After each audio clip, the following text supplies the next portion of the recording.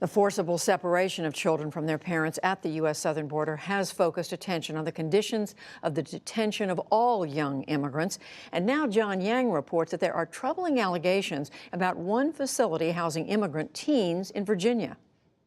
Judy, today Virginia Governor Ralph Northam launched an investigation into claims of severe physical abuse of immigrant teenagers at a juvenile detention facility near Staunton, Virginia. Northam acted just hours after the Associated Press reported the claims made by immigrants sent to the facility by U.S. authorities. One of the reporters who broke the story joins us now, Michael Beisecker, an AP investigative reporter. Michael, thank you very much for joining us. Good to be with you. First of all, tell us who these young people are in this facility and how they got there. Well, the 6 sworn statements that were filed as part of this lawsuit were from mostly kids from Central America and Mexico who crossed the border as unaccompanied minors and then were picked up by immigration authorities and put into the system under the Department of Health and Human Services' Office of Refugee Resettlement, which essentially puts these kids in shelters, in facilities that will house them while their immigration cases, often, seeking refugee status, wind their way through immigration courts, which can take years.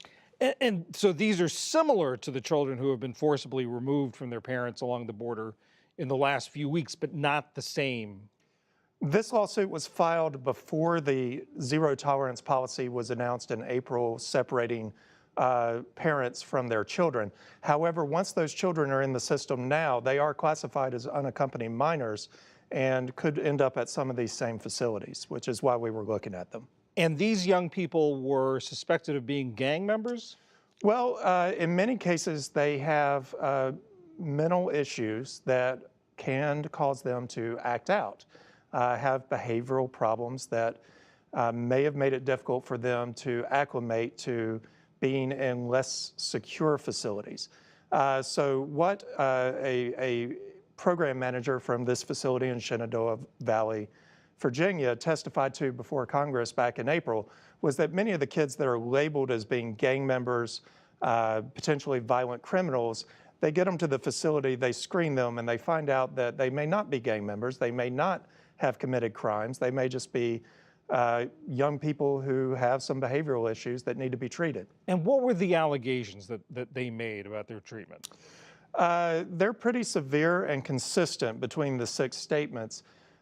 Several of the children said that they were strapped to what was called a safety chair, essentially a restraint chair with wheels, that a white bag was placed over their head, and that they were left in there for sometimes days. Other teens and children, they ranged in age from 14 to 17, said that their clothes were taken away and they were confined for days on end to their cells. Steel beds, a toilet, a window where people could see in 24 hours a day. And without their clothes in the Virginia mountains, it was drafty. And these come in a lawsuit that's been filed against them, but you got corroborating evidence, someone else to tell you the same thing. We were able to speak to someone in that facility who had been in that facility, who had met face-to-face with these kids, and that person reported seeing bruises and in one case broken bones. That when she asked what happened, she was told that the guards had assaulted them. And consistently between the statements, the children said that they would be struck while they were in restraints, handcuffs and shackles. And what's been the response from the facility? There's not been any. And in court documents, they deny all the allegations. However, we've been unable to get any response from them over the last 2 days.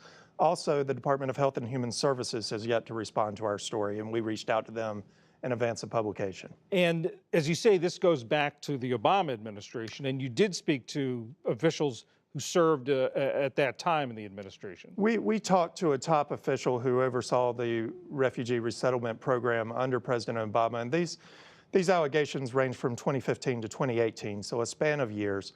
That official said he was unaware of any complaints about abuse at Shenandoah Valley, though he did say that he heard about them after leaving.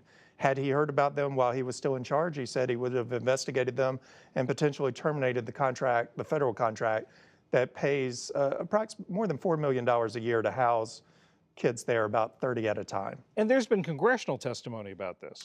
There has been congressional testimony from someone who worked at the facility, and she said that in some cases, the children there have behavioral problems that can be difficult to treat in what we could call a correctional setting, a prison-like facility, and that they would be better served in residential psychiatric treatment facilities.